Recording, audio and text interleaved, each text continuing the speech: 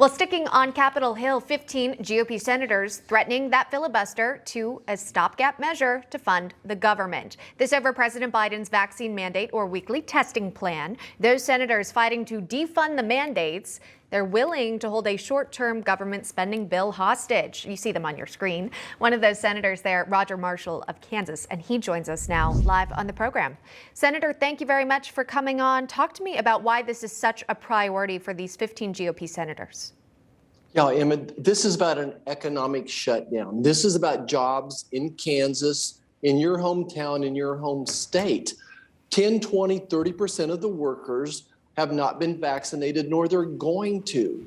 So if this OSHA vaccine mandate goes forward, we're going to lose those jobs. So this is not about shutting the government down. This is about keeping jobs going back in Kansas. This is also about preventing brownouts. Think about those workers that keep electricity and heat, natural gas going to your house to heat your house this winter. About a third of those workers that keep those lines open are going to quit. And then lastly, this is a national security issue.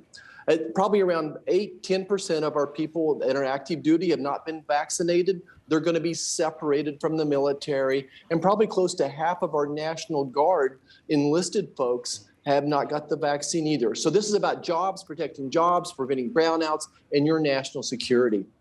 You know, and of course, it all comes at a very crucial time, right? A time to fund the government. We're hearing reports that earlier this morning, Senator Mitch McConnell said there will be no government shutdown. But what are you hearing among your Republican colleagues, how they're actually approaching this plan?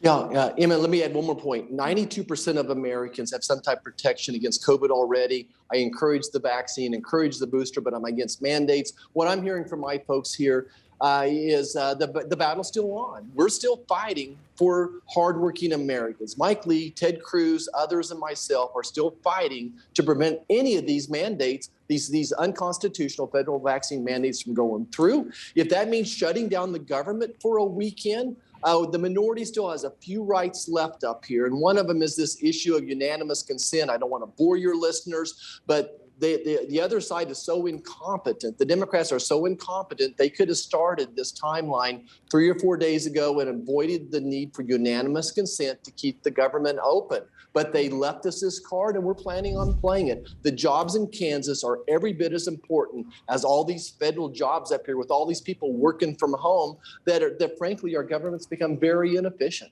more inefficient. Yeah. If we could talk about another major piece of legislation here, that's the Build Back Better plan passed in the House. Senate Majority Leader Chuck Schumer wants the Senate to vote on it. It's a social spending bill as soon as the week of December 13th. Do you see this happening and passing in the Senate as it is now? You know, I'm laughing because, they cannot walk and chew gum at the same time. They cannot agree amongst themselves how to spend another $5 trillion. This will be $5 trillion when it's all said and done. Let me just ask your listeners, is anybody feeling the pinch of inflation that are listening to your show right now? This is just throwing fuel on top of that fire. I know I went back home over Thanksgiving. I had to buy some shotgun shells. What I was paying last year with $13 was now $25 a box. My uncle can't find primers to reload his shotgun shells. To feed my family, I had some of my kids, my grandchildren in for the week of Thanksgiving. I spent $400 at the grocery store, and my wife went back and I'm sure spent that much more as well. So this bill just feeds inflation. And by the way, it's going to double the IRS workforce as well. And you know who they're going to come after. They're going to come after hardworking Americans that can't afford lawyers and accountants to do their taxes for them. This all comes at a time when we are learning more about the Omicron variant. Yeah. Again, that first case discovered in California, likely throughout the United States, although that individual was vaccinated and is experiencing mild symptoms. When you hear about this new variant and the government's response, we've heard President Biden say, prepare, don't panic. Does that make you feel optimistic in how the White House will view its approach and its plan to get this one under control? Yeah, Emma, again, this is just tough messaging from the White House. I want to go back to a point I made earlier.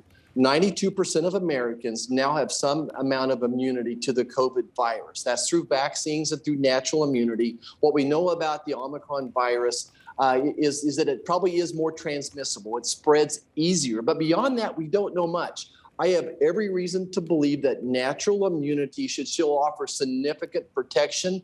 I think the vaccines will offer some protection. Certainly, if you're a senior citizen, if you have underlying health risk problems, if you're obese, you better talk to your doctor about getting the booster. But here's something every American can do regardless of what the next variant is, and that's take care of your own health to build your own immune system. Why won't the CDC talk about exercise, a healthy diet, lowering your sugar levels, lowering your lipid levels, getting good sleep, build your own immune system the way your grandmothers used to tell you to build it, right? Yeah. So that's our best chance right now is take care of yourself. Yeah, some good advice there to leave our viewers with. Thank you very much. Senator Roger Marshall, we appreciate it. Yeah, good to see you.